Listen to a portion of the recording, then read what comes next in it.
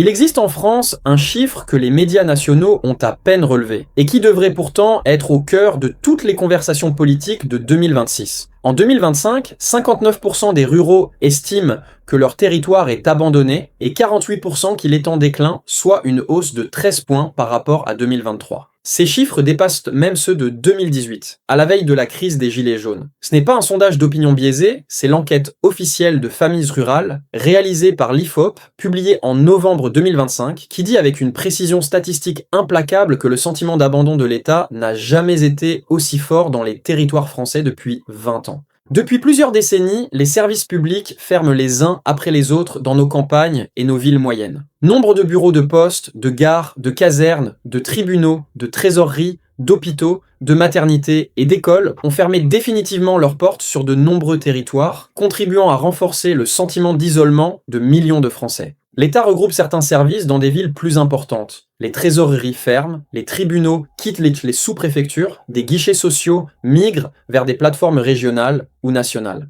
Les habitants ressentent un retrait progressif de la présence publique. Et au 30 septembre 2025, la France comptait 17 124 points de contact postal, dont seulement un tiers sont des bureaux de poste. Les 2 tiers restants étant des relais dans des tabacs ou des commerces. 2 tiers des points de contact postal qui ne sont plus de vrais bureaux de poste. Dans cette vidéo, nous allons nommer les 10 villes françaises dont l'abandon par l'État est le plus documenté en 2026. Pas pour accabler ces villes ni leurs habitants, mais pour nommer une réalité que les discours officiels sur l'égalité républicaine continuent d'euphémiser alors que des millions de Français la vivent dans leur chair quotidiennement. Abonnez-vous maintenant à cette chaîne, chaque semaine des analyses précises et documentées sur les réalités territoriales françaises que peu de médias présentent avec la clarté qu'elles méritent.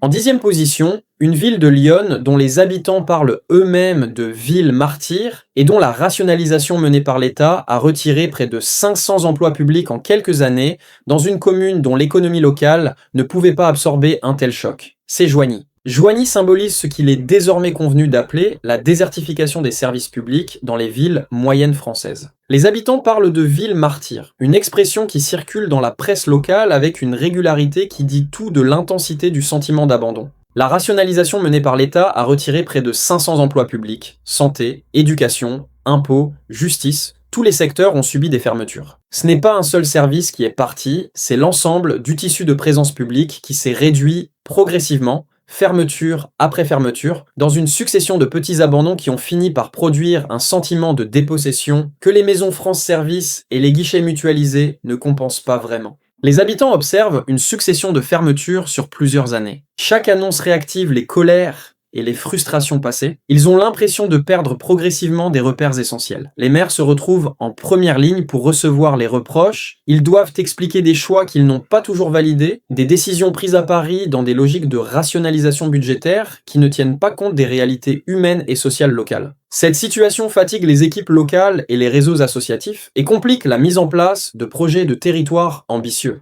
La désertification médicale est la dimension la plus concrète et la plus douloureuse de cet abandon. Dans de nombreuses communes rurales ou quartiers éloignés, il n'existe plus de médecins installés. Les cabinets fermés ou les départs à la retraite non remplacés créent des déserts médicaux dont les habitants âgés, ceux qui ont le plus besoin de soins réguliers et dont la mobilité est la plus réduite, perdent le prix le plus élevé.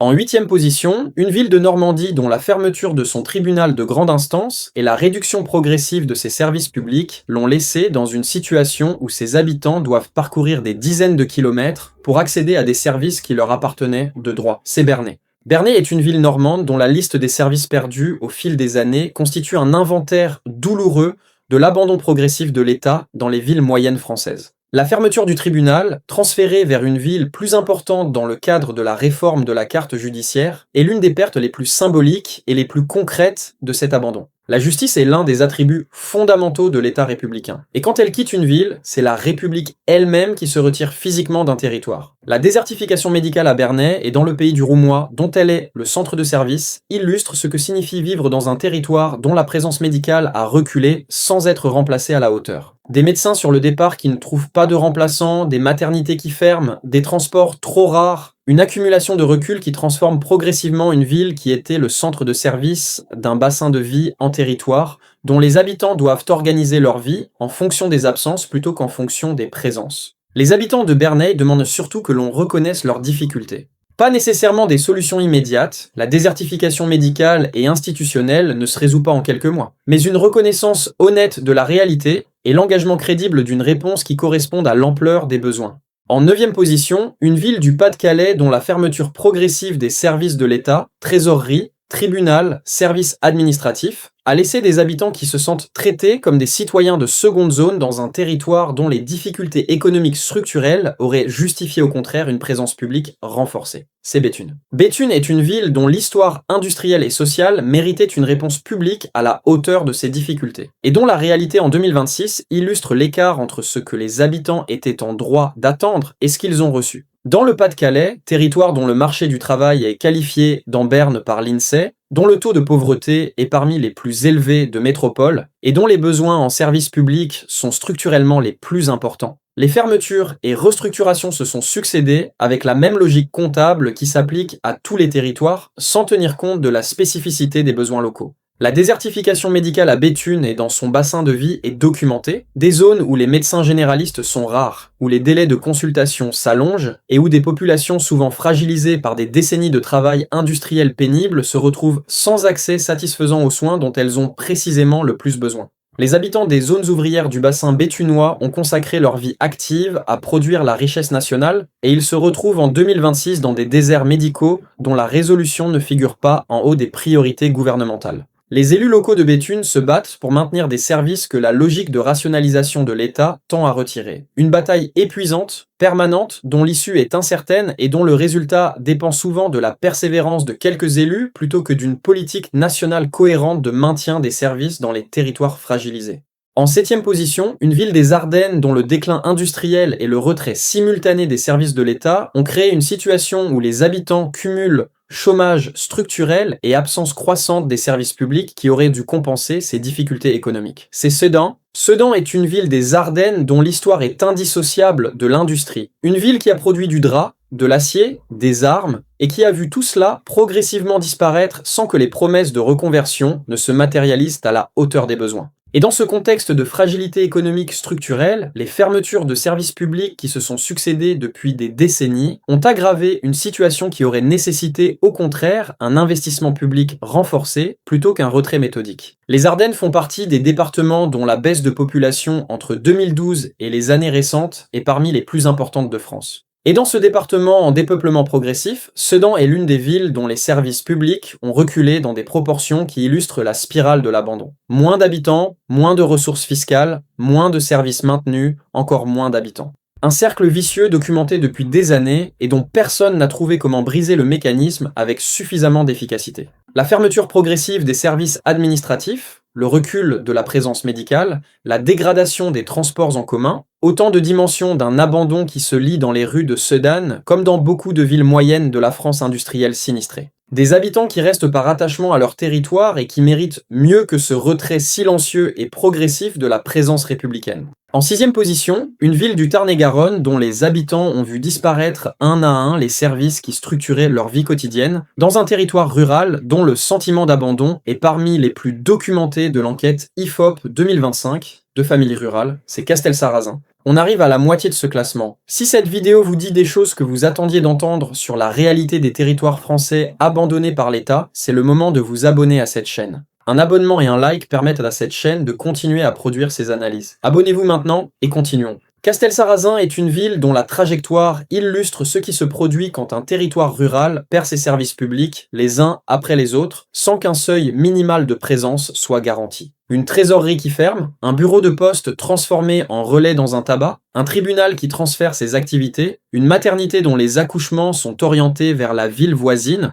autant de fermetures individuelles qui semblent chacune anodines, mais qui produisent collectivement un vide institutionnel documenté. En 2025, 59% des ruraux estiment que leur territoire est abandonné selon l'enquête IFOP de Familles Rurales, et les habitants de Castelsarrasin font partie de ces ruraux dont le sentiment d'abandon a atteint des niveaux records. Les ruraux attendent en priorité que les pouvoirs publics agissent contre la désertification médicale pour 51% des citations, pour la présence de services publics pour 30% et pour la présence de commerce pour 28% selon les données de l'enquête. Ces priorités, santé, services publics, commerce, sont précisément les trois dimensions sur lesquelles les territoires comme Castelsarrasin ont reculé simultanément. En cinquième position, une ville de la Meuse dont le retrait progressif des services de l'État, sur fond de dépeuplement documenté, a laissé des habitants sans accès satisfaisant aux services essentiels, dans un département dont les données démographiques confirment une trajectoire parmi les plus négatives de France métropolitaine. C'est Verdun. Verdun est une ville dont le nom résonne dans toute la mémoire collective française et dont la réalité en 2026 est d'une tristesse que cette mémoire rend encore plus poignante. La ville dont les poilus ont défendu la République au prix de centaines de milliers de vies se retrouve en 2026 dans la liste des villes que la République abandonne progressivement, avec des fermetures de services, une désertification médicale documentée et un tissu institutionnel qui s'amenuise dans un département dont la population recule de façon continue. La Meuse fait partie des départements de l'Est du bassin parisien dont le déficit migratoire est parmi les plus documentés de France. Et à Verdun, ce dépeuplement progressif se traduit concrètement par des services dont la viabilité est remise en question au fur et à mesure que la base d'utilisateurs se réduit. Un hôpital dont les services ne se restructurent, des administrations dont les effectifs diminuent, une gare dont la desserte se réduit, autant de reculs qui s'auto-entretiennent dans une spirale que les politiques publiques n'ont pas réussi à briser. Pour les habitants de Verdun qui restent par attachement à leur ville et à son histoire, une histoire qui appartient à toute la France, ce retrait de l'État est vécu avec une amertume particulière. Ils ont le sentiment de défendre seuls une ville que la République avait décidé de défendre à tout prix il y a un siècle et qu'elle abandonne progressivement en 2026.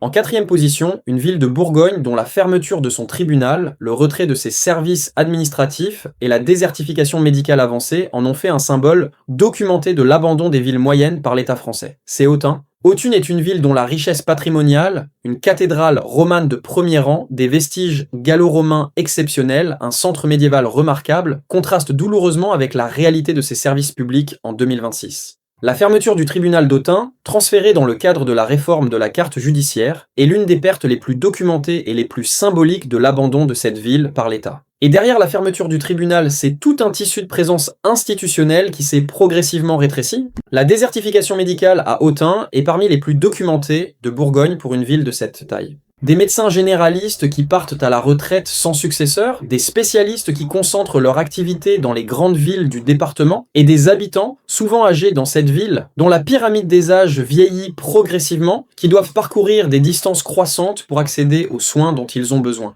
La désertification médicale n'est pas seulement un problème de santé, c'est un facteur majeur de fragilisation sociale et territoriale. La disparition progressive des services médicaux impacte directement la vie des communes, déclin démographique, fermeture de commerces, diminution des services publics dans un cercle vicieux documenté.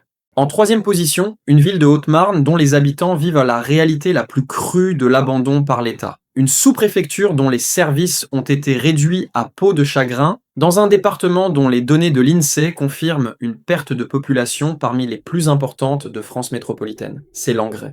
Langres, c'est une ville dont le patrimoine est exceptionnel. Des remparts du XVIe siècle intacts, un centre historique d'une cohérence architecturale remarquable, la ville natale de Denis Diderot, et dont la réalité institutionnelle en 2026 dit quelque chose d'alarmant sur l'écart entre ce que certains territoires méritent et ce qu'ils reçoivent. La Haute-Marne fait partie des départements dont la population a perdu entre 8% et 11% de ses habitants depuis 2012, selon les estimations de l'INSEE. Et dans ce contexte de dépeuplement avancé, les services de l'État se sont retirés avec une logique qui aggrave précisément la tendance qu'elle prétend accompagner. Les sous-préfectures comme Langres sont particulièrement exposées à ce type de retrait. Elles représentent un niveau de l'administration territoriale que les réformes successives ont systématiquement visé dans leur logique de rationalisation budgétaire. Des services transférés vers la préfecture, des effectifs réduits, des horaires d'ouverture diminués, autant de reculs qui font qu'une sous-préfecture n'est plus vraiment une présence forte de l'État, mais une présence résiduelle qui ne remplit plus vraiment sa fonction de proximité administrative. La désertification médicale à Langres est documentée et préoccupante. Dans une ville dont la population vieillit progressivement sous l'effet du dépeuplement des générations actives, les besoins médicaux sont en augmentation pendant que l'offre de soins recule. Une contradiction insupportable pour des habitants dont la loyauté à leur territoire mériterait une réponse publique bien plus ambitieuse. En deuxième position, une ville du Limousin dont le déclin démographique prolongé et le retrait progressif des services publics ont créé une accumulation de difficultés qui en font l'une des villes françaises les plus représentatives de l'abandon institutionnel documenté. C'est Guéret. Guéret est la préfecture de la Creuse, le département le moins peuplé de France métropolitaine par densité, celui dont le solde naturel est parmi les plus négatifs de tout le territoire national avec seulement 713 naissances en 2024.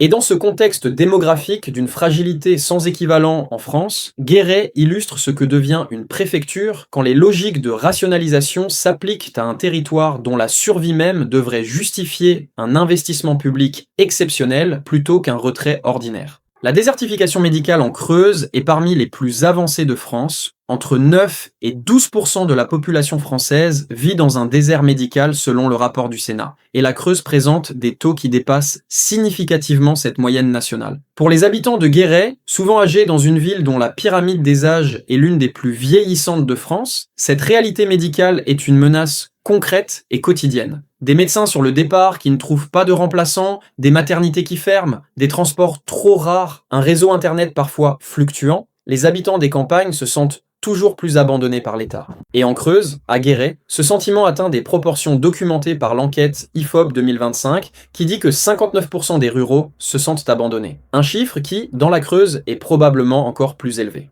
Et en première position, la ville française dont l'abandon par l'État est le plus ancien, le plus documenté et le plus douloureux. Une ville qui a porté pendant des décennies les stigmates d'une désindustrialisation non compensée et d'un retrait progressif de l'État qui n'a jamais vraiment comblé le vide laissé par la fermeture des industries. C'est Roubaix. Roubaix est en première position de ce classement, une position que justifie des décennies de données convergentes sur l'écart entre les besoins de cette ville et la réponse publique qui lui a été apportée. Plus d'un habitant sur deux vit sous le seuil de pauvreté dans certains quartiers. Un chômage multigénérationnel qui touche des familles dont ni les parents ni les grands-parents n'ont connu l'emploi stable. Des services publics, écoles, hôpitaux, services sociaux, dont la saturation permanente dit l'insuffisance chronique des ressources allouées relativement aux besoins réels. La désertification médicale à Roubaix dans ses quartiers les plus défavorisés est documentée. Des zones où les médecins généralistes sont rares, où les délais de consultation sont incompatibles avec un suivi médical de qualité, et où des habitants dont les besoins de santé sont précisément les plus importants, une population dont les conditions de vie ont produit des pathologies chroniques, se retrouvent sans accès satisfaisant aux soins.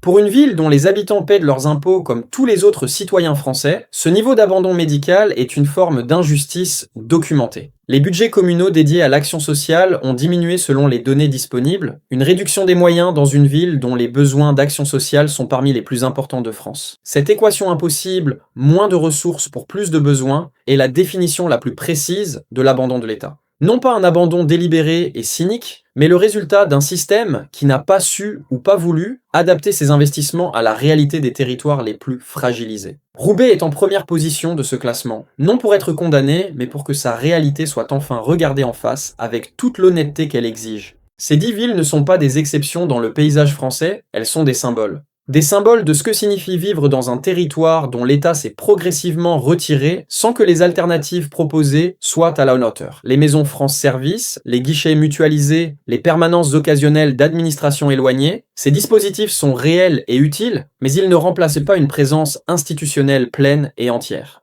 Ils gèrent le retrait, ils ne l'inversent pas. 59% des ruraux se sentent abandonnés en 2025, un chiffre record depuis 2018. Et cette vidéo ne parle pas seulement des territoires ruraux, elle parle de toutes les villes françaises, grandes ou petites, qui ont le sentiment que la République ne tient pas ses promesses sur leur territoire. Que l'égalité républicaine est une aspiration davantage qu'une réalité. Et que les discours officiels sur l'aménagement du territoire ne correspondent pas aux fermetures documentées qui se succèdent année après année. Si cette vidéo a nommé des réalités que vous viviez sans les voir nommées clairement, likez-la, partagez-la, abonnez-vous à cette chaîne. Et dites-nous en commentaire, vous vivez dans l'une de ces villes? Quel service public avez-vous vu fermer dans votre ville? Dites-nous.